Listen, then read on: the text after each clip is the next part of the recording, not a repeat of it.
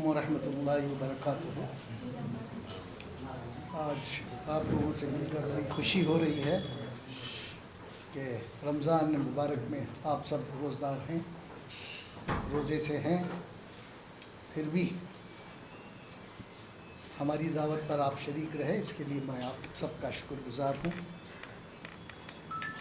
आपको आपके अहले ख़ानदान को मेरी तरफ़ से ईद की मुबारकबादी पेश करता हूँ।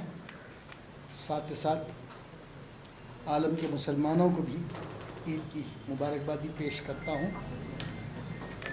ख़ास करके हिंदुस्तानी मुसलमान और कर्नाटक के मुसलमानों को भी मेरी तरफ़ से ईद मुबारक।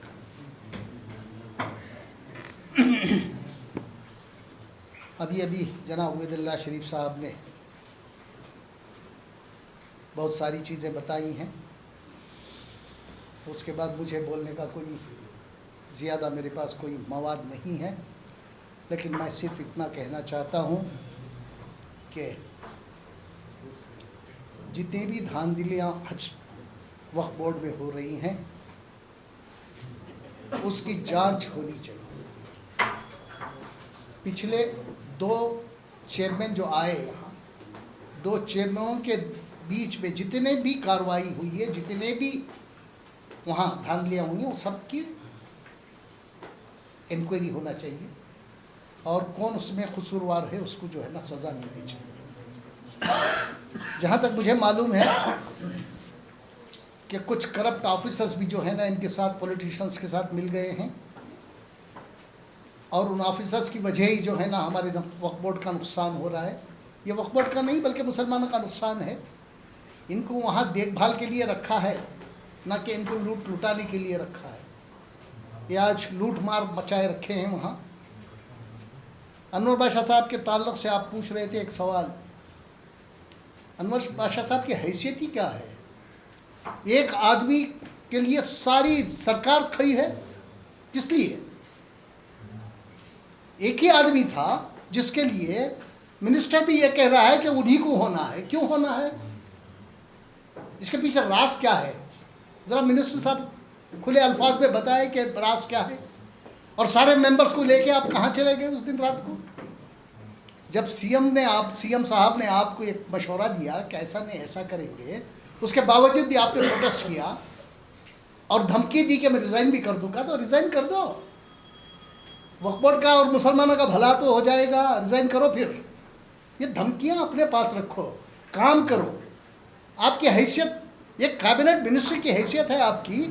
एक 2B वाला जो सर्टिफिकेट जो तहसीलदार हमारे मुसलमानों को नहीं इशू कर रहा है, वो आप नहीं निकाल सके तो आपकी हैसियत ही क्या है कैबिनेट में रहने की? अब हैं क्या है आप? अब हमारे बच्चों के स्कूलों में जो है ना उनको इस सर्टिफिकेट की ज़रूरत पड़ती है, नौकरी में जाने के लिए सर्टिफिकेट 2B की सर्टिफिकेट की ज़रूरत पड़ती है। और हमारे सारे कबीलों के नाम, हमारे सारे लोगों के नाम, मुसलमानों के नाम उससे काट दिए गए हैं और तहसीलदार सर्टिफिकेट नहीं देता है। कई बार कहने के बावजूद भी आपको पता नहीं है क्या करना है क्या नहीं करना है, फिर भी आप कह रहे हैं कि मैं माइनॉरिटीज़ का मिनिस्टर हूँ। शर्म आनी चाहिए आपको। पहले, सबसे पहले हमारे बच्चों का फ्यूचर बनाइए। एक सर्टिफिकेट आपसे वापस लेना नहीं। बीजेपी के दौर में जो है ना सर्टिफिकेट इशू करने के लिए मना किया था उन्होंने साले तहसीलदार आज हमें सर्टिफिकेट नहीं दे रहा है। हमारे एडमिशन में हमें कोई रियायत नहीं मिल रही है। आपको कहने के बावजूद भी आपके कान पे जू तक नहीं रेंग रही है। आप खाली लूटमार में बैठे हैं क्या? लूटमार मचा रहे हैं। करोड़ों लूट के अगर हजारों बांट दिए तो आप अपने आप को क्या समझ गए हैं? पहले जो मुसलमानों के मसाइल हैं उसका हल निकालो। आज तक आपने मुंह नहीं खोला मुसलमानों के मसाइल के ताल्लुक से। कब तक आपको बर्दाश्त करें हम? आप मुसलमानों के नुमाइंदे हैं वहाँ। ज़मीर अहमद खान साहब, आप नाम से नुमाइंदे नहीं हैं, आप मुसलमानों के नुमाइंदे हैं। फौरी तौर पर 1 हफ्ते के अंदर अंदर अगर आपने कार्रवाई नहीं की, क्योंकि ये माइनॉरिटी मिनिस्ट्री के अंदर ही आता है, अगर आपने नहीं की फिर देखिए हाल क्या होगा आपका। देखते हैं, ले जाके पूरी कौम को बिठा देंगे वहाँ। काम करने का सलीका सीखो, पहले काम जानो क्या करना है क्या नहीं करना है बोल के। जो काम नहीं करना है वो काम करेंगे आप, जो काम करना है जायज काम है वो नहीं करेंगे आप। अभी सुन रहा था मैं, कई लोग मुझसे बोल रहे हैं कि जिंदगी में ऐसा पहला मिनिस्टर औकाफ का हम लोगों ने देखा, ये लोगों का कहना है, मेरा नहीं है, कि जो औकाफ में भी जो है ना रिश्वत लेता है, और औकाफ के कामों में भी रिश्वत लेने वाला पहला मिनिस्टर मुसलमान मिनिस्टर है जो हज का इंचार्ज है। अब ये लोग बोल रहे हैं आजकल बाहर।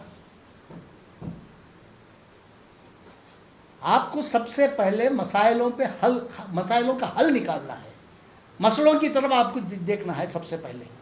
हमारा कोई मसला सरकार बनने के बाद 2.5 साल हो रहे हैं, आज तक हमारा कोई भी मसला हल नहीं हुआ, तो तुम्हारी ज़रूरत ही क्या है वहाँ बैठने की? जब आप मसलों का हल नहीं निकाल सकते तो आपकी ज़रूरत क्या है वहाँ? क्या मुसलमानों के वोट ऐसे ही हैं क्या? चाहे देखिए, यहाँ चाहे AICC हो जाए, यहाँ चाहे सिद्धरामैया जी हो जाए, कोई भी हो जाए, जब हमारा काम नहीं करेंगे हम उनके खिलाफ जाएंगे, हम तो छोड़ेंगे नहीं। इसका क्या मतलब है? जब हमारे वोट की ज़रूरत है तो आप वोटों के लिए हर चीज़ की ये देते हैं, हमें कह देते हैं कि हम ये काम कर देंगे वो काम कर देंगे। आज तक हमारा कोई काम नहीं हुआ, कब तक हम इंतज़ार करें?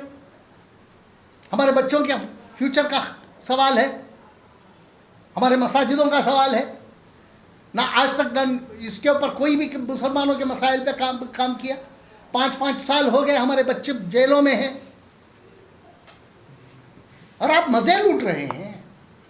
2 नुमाइंदों की ज़रूरत, 2 नुमाइंदे की ज़रूरत ही क्या है हमें? जब आप कुछ नहीं कर सकते तो आपको रहने का भी हक नहीं है वहाँ। अब रहा वक्फ बोर्ड में जिन लोगों का इंतखाब इन्होंने किया है, 3 लोगों का जो नॉमिनेट किए हैं, एक शिया मौलाना है, नहीं शिया मौलाना है, एक हमारे नहीं बोली, शिया मौलाना एक है और खालिद साहब एक हैं। खालिद साहब क्या है भाई? जिस एक्ट के तहत, जिस सेक्शन के तहत इनको जो नॉमिनेट किया गया है, उसी सेक्शन में इनको हाईकोर्ट ने इनको ये किया है, डिसमिस किया है, इनको डिस्क्वालीफाई किया है। उसी सेक्शन के अंदर फिर इनको नॉमिनेट कराते हैं। औकाफ का सेक्शन खुली तरह से कहता है कि ऐसे आदमी को नॉमिनेट नहीं किया जा सकता, लेकिन किसके कहने पे सरकार नॉमिनेट कर रही है इनको? और कोई मुसलमान नहीं है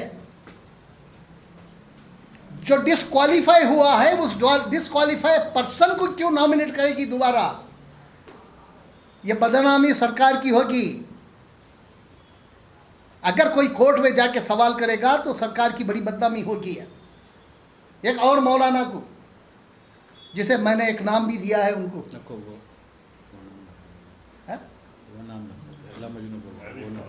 मौलाना जो है ना, उनकी अभी दास्तान आने जा रही है। अभी मैं हमारे मुस्लिम पर्सनल बोर्ड के चेयरमैन को मैंने चिट्ठी लिख रही हूँ, आज शायद चली जाएगी चिट्ठी।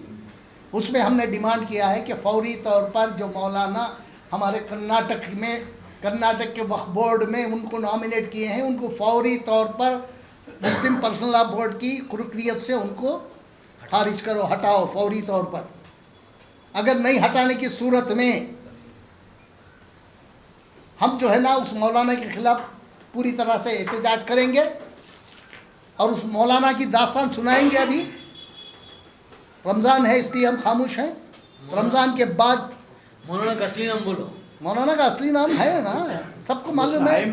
बोलो। नहीं, सबको मालूम है, नामजद किया हुआ मौलाना बने। अच्छा, जब नामजदी होती है किस मौलाना की, एक तो हमने बता दिया आपको, लेकिन ऐसे लोगों को आप नॉमिनेट कर रहे हैं और दूसरे आधारों में मुसलमानों के कौन से लोग हैं भाई, यह बताइए। आप लोग जानते भी हैं, गुंडे बदमाश, उनको सरकारी प्रोटोकॉल दिया जा रहा है सरकार की तरफ से गुंडे बदमाशों को। सरकार का यह काम होना नहीं चाहिए। सरकार जिसको चाहिए उसको प्रोटोकॉल नहीं दे सकती, गुंडे बदमाशों को प्रोटोकॉल दे रही है आज सरकार। जो हज कमेटी में जो नॉमिनेट हुआ है चेयरमैन, उसकी हालत, उसकी ये क्या है, असलियत क्या है, आप लोग जानते हैं। एक नंबर का फ्रॉड है। ये रमज़ान ईद ख़त्म होने दीजिए, उसके बाद ये सब लाते हैं। अच्छे लोगों को लाओ, लोग तारीफ़ करें कि भाई इस जिस जगह भी लाए हैं, जिसको भी सदर बनाया है, जिसको भी चेयरमैन बनाया है, वो काबिल है उसके। लोग तारीफ़ करना चाहिए। ये नहीं अपने पट्टुओं को, अपने साथ फिरने वालों को, अपने साथ अपनी जयकारा लगाने वालों को आप ले जाके जो है ना रिलीजियस इंस्टीट्यूशन में मुसलमानों के वो भी आप बिठा रहे हैं। कब तक?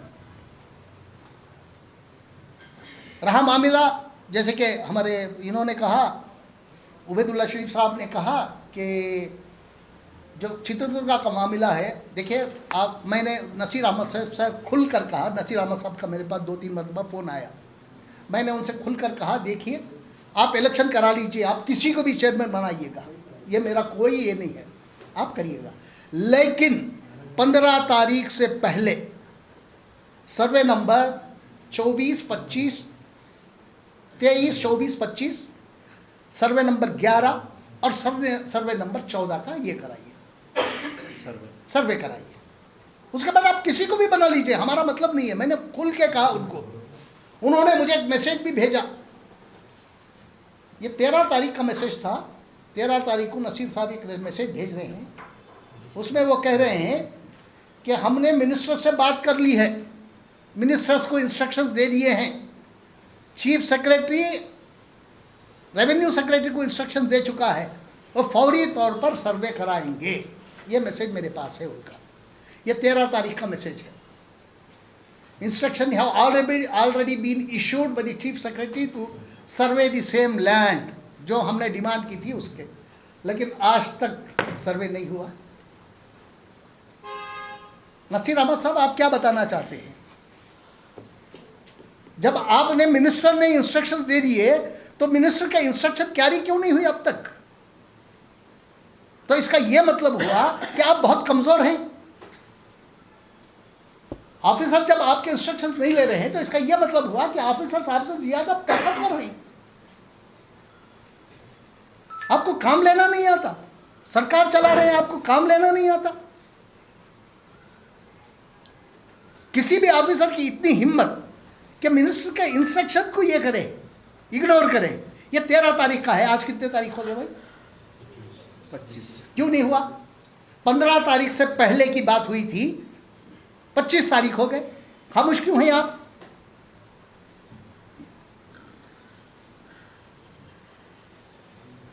कब तक खामोशी? कब तक अपनी मनमानी करते रहेंगे या कौम की तरफ भी देखेंगे आप?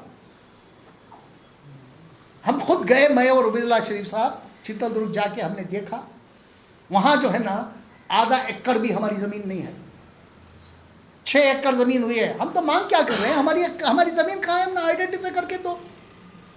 तो आइडेंटिफाई कर देने में आपको क्या मुश्किल आ रही है? दूसरों का अगर होता तो कोई आपके चाहने वाला, जानने वाला या आपके साथ घूमने फिरने वाला होता ना, अगर वो बोलता तो तहसीलदार को बुला के आप इंस्ट्रक्शन देते थे कल तक काम होना है बोल के, क्योंकि ये मुसलमानों का मामला है ना, मुसलमानों के कब्रिस्तान का मामला है, आपको कोई दिलचस्पी नहीं है। अगर आप में दिलचस्पी होती तो फौरी तौर पर आप कार्रवाई करते, आप में सीरियसनेस होता। तो मुझे लगता है नसीर अहमद साहब भी सीरियस नहीं है। आप इतने सीनियर हैं, 90s में आप मिनिस्टर रहे हैं और जूनियरों के पीछे खड़े दिखते हैं आप, शर्म की बात है। पॉलिटिकल सेक्रेटरी टू सीएम 90 में आप मिनिस्टर, आप नजर आते हैं सीनियर्स, जूनियर्स के पीछे खड़े नजर आते हैं आप। अगर आप अपना इसे असर्ट करना है तो असर्ट कर लो, और कौम के कामों में सबसे पहले पूरी दिलचस्पी दिखा के कौम का काम करो पहले। ये ज़्यादातर नहीं चलता, क्योंकि हम मुसलमान जो है ना 90% कांग्रेस को वोट किए हैं। हमें बदलना भी आता है, बनाना भी आता है, बदलना भी आता है। इस भरोसे मत रहिएगा, हम खामोश नहीं हैं। रमज़ान के बाद जो है ना एक बहुत बड़ी ये शुरू होगी, तब्दीली होगी भी। अब तब्दीली कराने की कोशिश भी करेंगे हम लोग। अभी हाल में इनका जो चुनाव हुआ है, हमारे अली बाबा साहब का एक अच्छा चुनाव है, अच्छे आदमी को उन्होंने मुंतखब किया है और कई लोग उसमें जो है ना बाइकाट किए। एक सबसे बड़ी बात यह है कि बाइकाट उनको दर्ज कराना चाहिए था। बाइकाट उनको बाकायदा रिटर्निंग ऑफिसर के सामने जाके दर्ज कराना चाहिए था कि हम बाइकाट कर रहे हैं। तो ये जो है ना अपने अपने घरों में रह गए या कहीं एक ग्रुप बन के रह गए थे वो लोग। और जो कुछ भी हुआ, जो भी वक्फ बोर्ड के चेयरमैन का इंतखाब हुआ, उसमें एक अल्लाह ताला ने एक हाफिज़ को मुंतखब किया है। अभी मैं सुन रहा था जनाब CM इब्राहिम साहब कह रहे थे कि रमज़ानुल मुबारक में जो है ना तमाम शैतानों को क़ैद कर दिया गया था, इसलिए अच्छा इंतखाब हुआ। मैं आगे और एक दो सेंटेंस में जोड़ना चाहता हूँ कि सिर्फ अल्लाह ताला ने शैतानों को नहीं, शैतानी सिफत के लीडरों को भी उन्होंने अल्लाह ताला ने क़ैद कर दिया। शैतानी सिफत के लोगों को भी अल्लाह ताला ने क़ैद किया था। अब सिफत शैतानी सिफत कुछ लोगों को ये मालूम नहीं होता। मैं ज़रा मोटी उर्दू में भी बोल रहा हूँ। शैतानी सिफत बोले तो फिर उनको ढूंढना पड़ता है, लग़ात लेना पड़ता है, किसी माहिर उर्दूदान को पूछना पड़ता है। इसलिए मैं शैतानी फितरत के लोगों को भी अल्लाह ताला ने क़ैद कर दिया था, तब जाके एक अच्छे इंसान का इंतखाब हुआ। तो ये इनके लिए एक सबक है। सारी इन्होंने कार्रवाई एक तरफा कार्रवाई इन्होंने की एक इंसान के लिए, लेकिन जो कुछ भी फैसला आया वो कुदरती फैसला था। कुदरत ने फैसला किया, ये किसी आम आदमी का फैसला नहीं था। ये कुदरत को पता था कि क्या करना है क्या नहीं करना है। आइन वक्त पे जो है ना फैसला आया कुदरत का। और इन लोगों के मुंहों पर तमाचा है। अगर फिर भी अगर समझेंगे नहीं तो ऐसे तमाचे आगे पड़ते ही रहेंगे। इनको समझ जाना चाहिए और समझ के जिस कौम की आप ये कर रहे हैं, कौम के रहनुमा बन के वहाँ जो बैठे हैं, आपको कौम की तरफ, कौम के कामों की तरफ ध्यान देना चाहिए। ना देने की सूरत में फिर आपके खिलाफ भी कार्रवाई होगी, फिर आप हम लोगों को बदनाम नहीं करेंगे।